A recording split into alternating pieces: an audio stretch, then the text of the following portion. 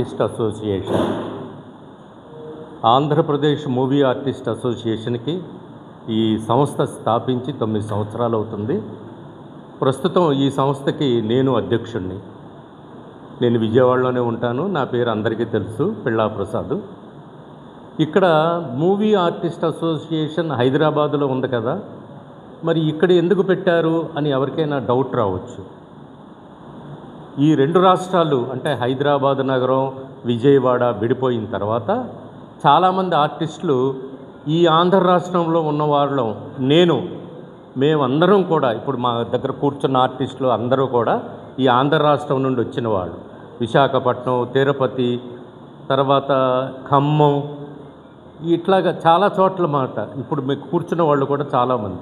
మరి ఇంతమంది ఆర్టిస్టులు ఉన్నారు, ఇక్కడ అసోసియేషన్ లేకపోతే ఎట్లాగా అని చెప్పి మొట్టమొదట ఈ ఆలోచన కలిగింది తోరం రాజా గారికి.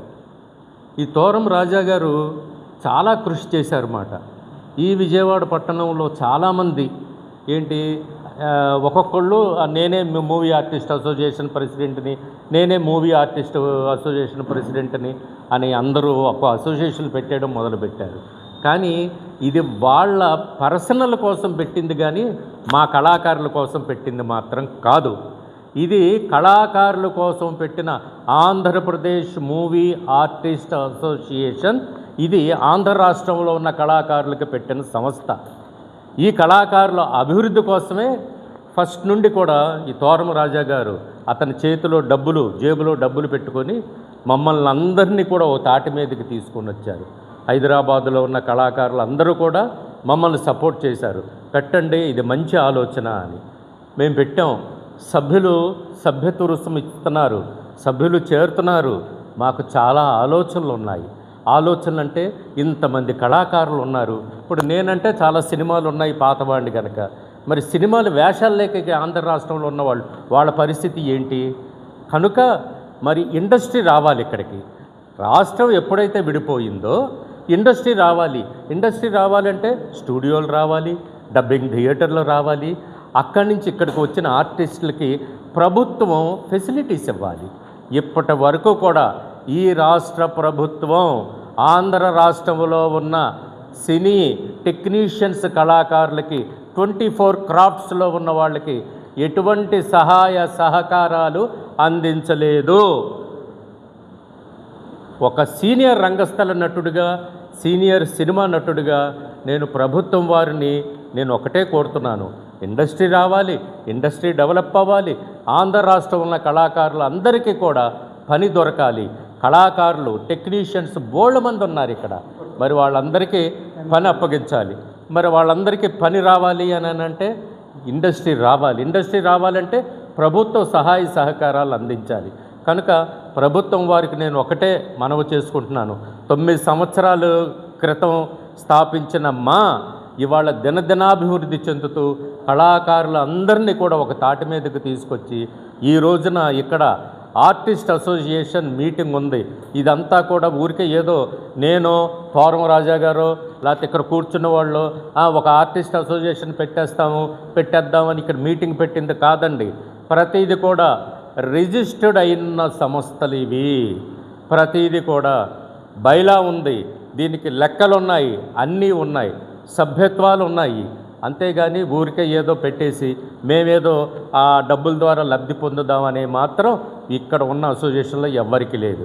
కనుక దయచేసి నేను రాష్ట్ర ప్రభుత్వం వారు, ఆంధ్ర రాష్ట్ర ప్రభుత్వం వారు అందరికీ కూడా మన ముఖ్యమంత్రి గారు, తర్వాత ఉప ముఖ్యమంత్రి గారు, మా సినీ నటులు, తర్వాత లోకేష్ బాబు గారు, వీళ్ళందరూ ఉన్నారు. మీ అందరికీ నేను ఒకటే చెప్పేది ప్రభుత్వం వారికి, మాకు మీ సహాయ సహకారాలు అందించండి.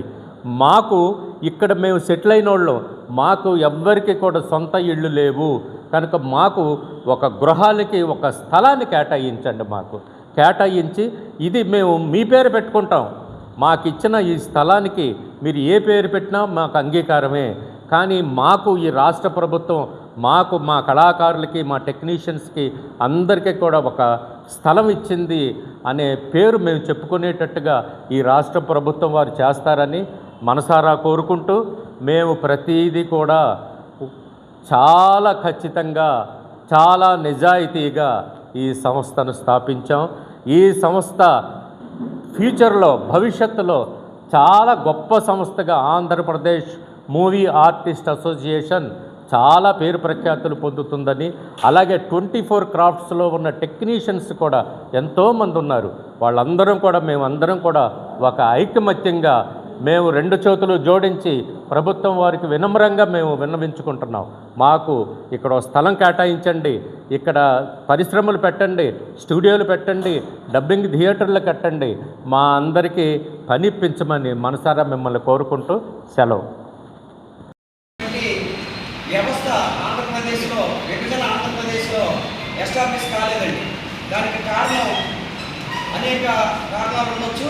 కానీ ప్రభుత్వం చిత్తశుద్ధితో తన బాధ్యతను నెరవేరిస్తే ఆంధ్రప్రదేశ్లో సగం నిరుద్యోగం ఈ సినిమా ఇండస్ట్రీ వల్ల తగ్గుతుందని చెప్పి నేను ప్రగాఢ విశ్వాసం వ్యక్తం చేస్తున్నానండి. ఎందుకంటే ఎంటర్టైన్మెంట్ అనేది యూనివర్సల్ అండి. ప్రతి సంవత్సరం అనేక మంది హీరోలు సినిమాలు, సంవత్సరానికి కనీసం హీరో 2 సినిమాలు చేయాలి అన్నప్పుడు ఆ సినిమాలో యాక్టింగ్ చేయడానికి నటీనటులు కావాలండి. ఆ నటీనటులకి బిఏ చదివిన వాళ్ళకి ఉద్యోగం లేకపోయినా సినిమాలో యాక్టింగ్ చేయొచ్చండి. నిరుద్యోగి ఏ ఉద్యోగం లేకపోయినా సినిమాలో వచ్చి జూనియర్ ఆర్టిస్ట్గా నిలబడొచ్చండి. అలాంటి ఈ వ్యవస్థని ఆంధ్రప్రదేశ్ రాష్ట్రంలో ప్రభుత్వం మరి రండి, మేము ఇక్కడ ఆ ఏర్పాటు చేస్తాం, ఈ ఏర్పాటు చేస్తామని చెప్పి మాటలు తప్ప చేతల్లో ఎక్కడ లేదండి. కనీసం ఉమ్మడి 13 జిల్లాల్లోని మనకి అద్భుతమైనటువంటి లొకేషన్స్ ఉన్నాయండి. ఈ లొకేషన్స్కి స్టార్ హీరోని తీసుకొచ్చి షూటింగ్ చేయడానికి మరి అనేక ఇబ్బందులు ఉంటాయి. కాబట్టి అవుట్డోర్ అనేది చాలా ప్రాబ్లంతో కూడుకున్నది. కాబట్టి ఇండస్ట్రీ అనేది ప్రతి జిల్లాలోని ఈరోజు మన ఆంధ్రప్రదేశ్లో ఉన్నటువంటి పరిస్థితుల్లో ప్రతి జిల్లాలోని కూడా ఒక స్టూడియో నిర్మాణానికి అనువుగా ఉన్నాయండి. మరి ప్రభుత్వం ఆ దిశగా అవకాశం కల్పిస్తే ఎంతోమంది ఔత్సాహిక పారిశ్రామికవేత్తలు ఈ యొక్క ఇండస్ట్రీకి రావడానికి సిద్ధంగా ఉన్నారండి. అలాగే వారందరికీ కూడా మీరు జీవనోపాధి కల్పించినట్టు ఉంటుంది. అలాగే ఇటీవల ఎఫ్డిసి ఫిల్మ్ డెవలప్మెంట్ కార్పొరేషన్కి మరి బాడీ ఏర్పాటు చేయడం జరిగిందండి. దాని వరకు చాలా ధన్యవాదాలు తెలియజేస్తాను. చాలా అద్భుతమైనటువంటి వ్యక్తుల్ని 24 క్రాఫ్ట్లోని గ్రామీణంలో ఉన్నటువంటి వ్యక్తుల్ని మరి ఎఫ్డిసి డైరెక్టర్స్గా చైర్మన్